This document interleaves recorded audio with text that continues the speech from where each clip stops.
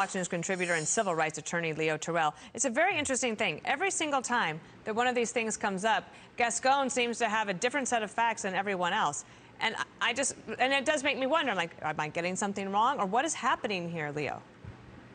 You know, Dana, thanks for having me. You're not getting anything wrong. He doubles down on his own facts, and his facts are not the absolute facts at issue. You have the two officers who were murdered. He claims that the assailant wasn't a threat, wasn't dangerous. He was dangerous. He had a gun. He had ammo. He was a convicted felon. He should have been behind bars.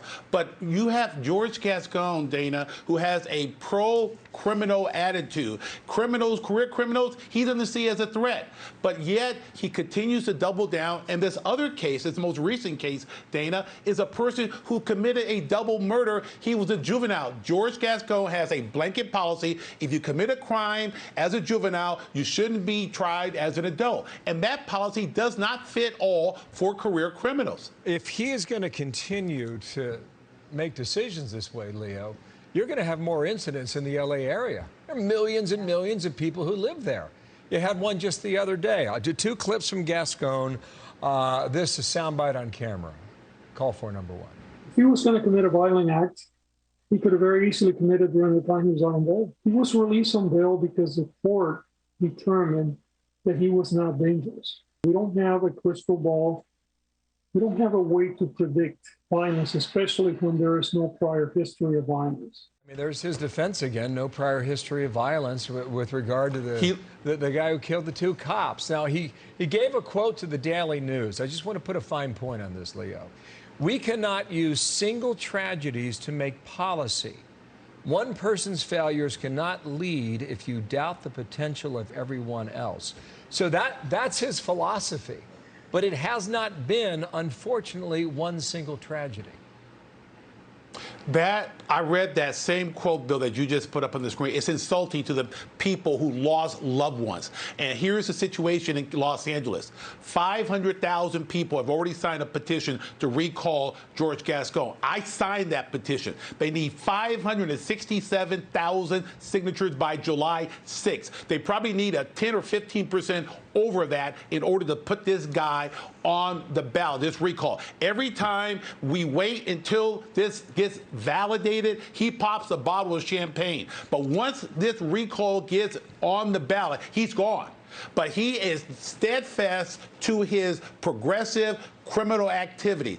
Citizens in LA need to have their heads on a swivel, Bill, in order to protect themselves, because crime is occurring everywhere within Los Angeles County. There was it's not only the individuals who are signing the petition for the recall.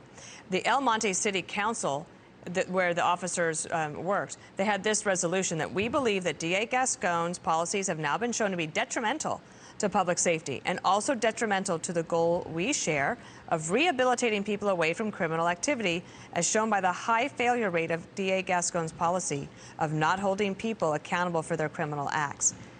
And I think, Leo, you're somebody who believes that there is some need for criminal justice reform or rehabilitation or rethinking how we try to help people leaving jail to never commit another violent act or a crime that's going to land them back in jail.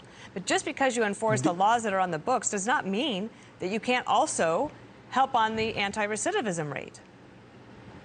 Dana, you're absolutely correct. By the way, El Monte is the 35th city within the county who have supported the recall of George Gascon. George Gascon makes the false assumption, Dana, that the current policies on record cannot be used to help people rehabilitate themselves. But what we're talking about is he's given a free get-out-of-jail card to career criminals. The two cases we talked about today, these are people who have had a propensity to engage in crime for years, and yet I haven't seen any alternative as to rehabilitating these people other than just letting them back out, Dana. All he's doing is opening up the jails and saying, go back out. He gives them an 8th chance, a 9th chance, a 10th chance to commit further crimes. Leo, thank you. Unfortunately, we're going to be on the story for some time. Thank you for your time. Thank you. Good to see you. Thank you.